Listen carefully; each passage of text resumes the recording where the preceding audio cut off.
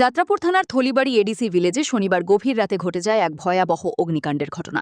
জানা যায় রাত প্রায় 3:30 নাগাদ এলাকার বাসিন্দা মিলন পালের বাড়ি থেকে আগুনের লেলিহান শিখা দেখতে পান পরিবারের সদস্যরা। মুহূর্তের মধ্যেই আগুন ভয়ঙ্কর রূপ ধারণ করে। আগুনের তীব্রতা এতটাই বেশি ছিল যে পাশাপাশি থাকা দুটি বসতঘর সম্পূর্ণভাবে পুড়ে ছাই হয়ে যায়।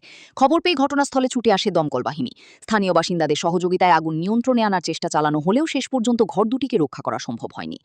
অগ্নিকাণ্ডে ঘরের ভেতরে থাকা আসবাবপত্র, কাপড়চোপড়, নগদ অর্থ এবং বিভিন্ন গুরুত্বপূর্ণ নথিপত্র পুড়ে নষ্ট হয়ে যায়। এতে ব্যাপক ক্ষয়ক্ষতির সম্মুখীন হয়েছে ক্ষতিগ্রস্ত পরিবার। তবে কী কারণে আগুনের সূত্রপাত হয়েছে তা এখনও স্পষ্ট নয়। এটি নিছক দুর্ঘটনা নাকি এর পেছনে অন্য কোনো কারণ রয়েছে তা খতিয়ে দেখা হচ্ছে। ঘটনার তদন্ত শুরু করেছে সংশ্লিষ্ট প্রশাসন। এদিকে আগুনে দুটি বসতঘর হারিয়ে মিলন পাল ও তার পরিবারের সদস্যরা এখন কার্যত খোলা আকাশের নিচে। মাথা গোঁজার একমাত্র আশ্রয়টুকুও হারিয়ে চরম অনিশ্চয়তার মধ্যে দিন কাটছে তাদের।